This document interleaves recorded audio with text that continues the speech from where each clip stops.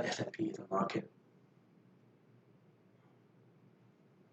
Okay, so these are the things to consider when the regulator are looking in the market whether there's an S&P in that market. So there are many conditions or many considerations.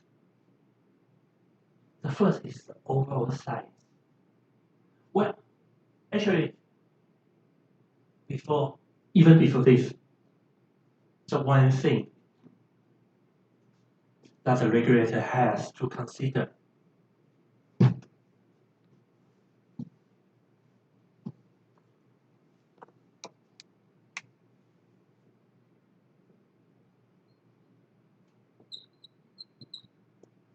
before the introduction of 2002 telecoms package, the definition of S&P by the regulator is if you have the market share over 25%.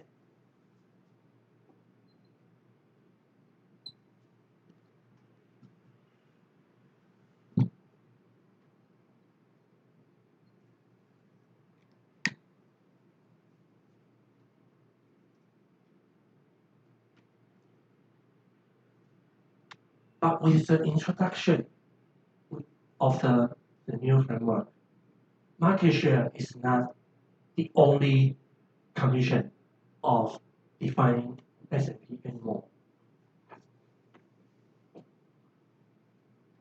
There are a lot of things to consider. But market share is still important.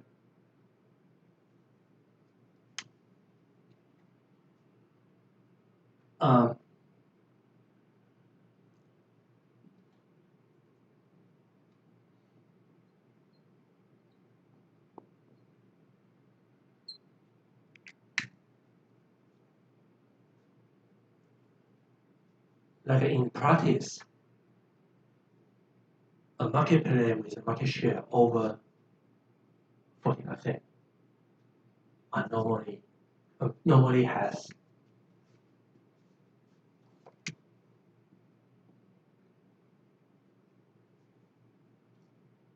and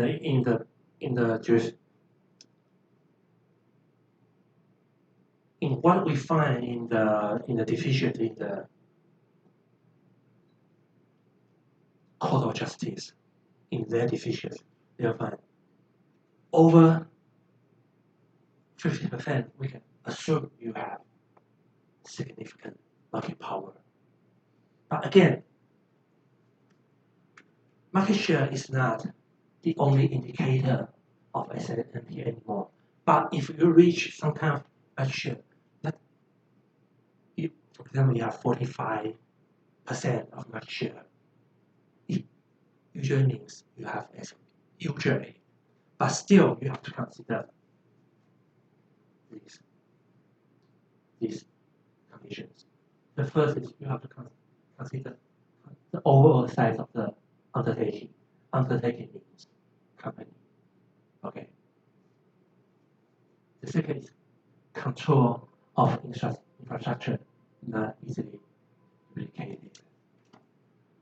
That means if you are a telecom, you control some kind of infrastructure, and that kind of infrastructure are difficult for your competitor to make on their own. So it's kind of idea of like a bottleneck.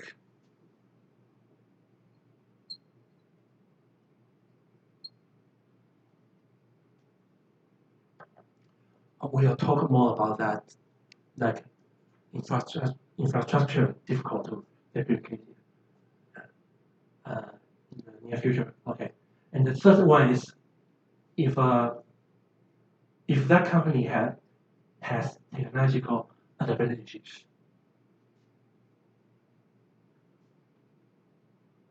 And that's what a sense of or low countervailing buying power, which means it's more about the accounting in the company. The EVO privileged access to capital market is also about accounting, which means you have more financial power. Okay, so these are just like the market share, not single one of these conditions should determine whether a company has S&P or not, but it should be a combination of considerations of these conditions, and the regulator should consider the market share, the overall size, whether the infrastructure it owns are easy to duplicate it or not. Everything to decide whether a company has S&P or not. Okay. So right after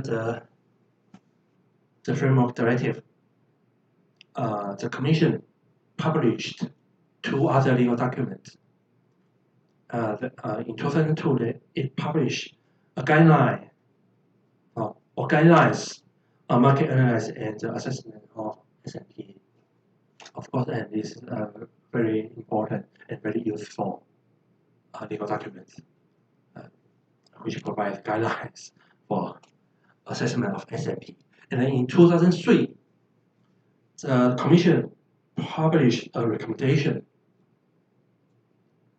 And then in this recommendation, it found there was still S&P in 7 retail markets and 11 wholesale markets. And those 18 markets should be subject to ex-ante regulation. Okay, you may feel strange why there are so many markets. Okay, isn't there just telecoms market? No, because as we just say, we have to define market by different geographic area, by different product, by different services. Okay, so we should have a quick look at these. What these 18 markets, these 7 retail markets, and these 11 wholesale markets. What are they? Oh, sorry for the words being very small, but I'll share this slide on Moodle later. Okay. So these are the markets the European Commission defined that still had S&P in those markets. So these markets were subject to ex-ante regulation. Okay, so for example, in the retail sector, they have access to public telephone network as a fixed location for residential customers. Never mind. These are the markets defined by the Commission in the 2003 recommendation that still had S&P in those markets and should be subject to ex-ante regulation. Of course, there's no need to remember all these. There's no need to remember these. And of course, these markets, the Commission found much fewer markets should be subject to ex-ante regulation in their next review, because as we have discussed before, the big direction is move to competition law. Okay, so generally the regulators want less and less companies subject to ex-ante regulation.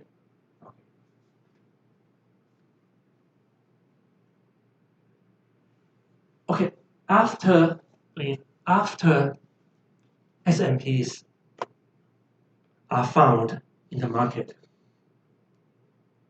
the regulators will have to apply relevant or appropriate regulatory measures, which are usually the obligations imposed on those S&P telcos. So once identified SNP, the regulator will usually impose some obligations on those SNP telco. So these obligations are mainly in another derivative in the 2002 telcos package, which is called access derivative. Okay. But anyhow, after finding their SNPs, usually impose the obligation such like this.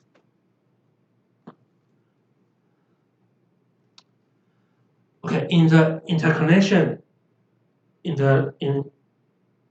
regarding interconnection, the obligations imposed on SNP are the first is obligations of transparency. Transparency means the transparency of information. Because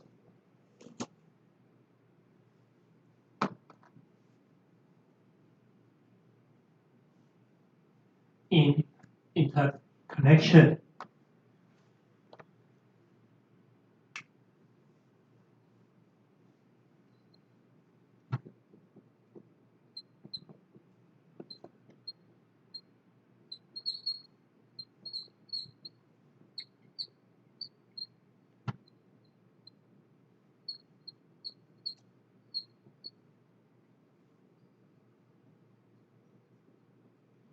so this is the basic idea of interconnection as we had talked about before.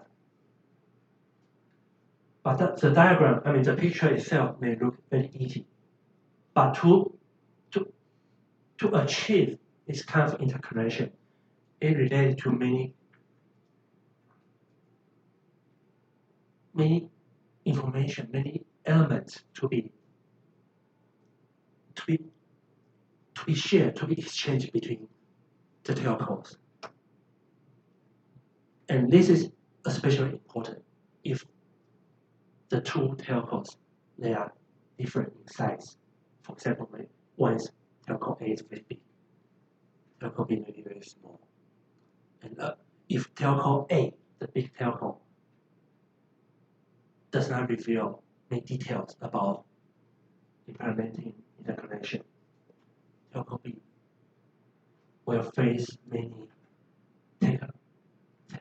technological or financial difficulties. Okay, we'll talk more about this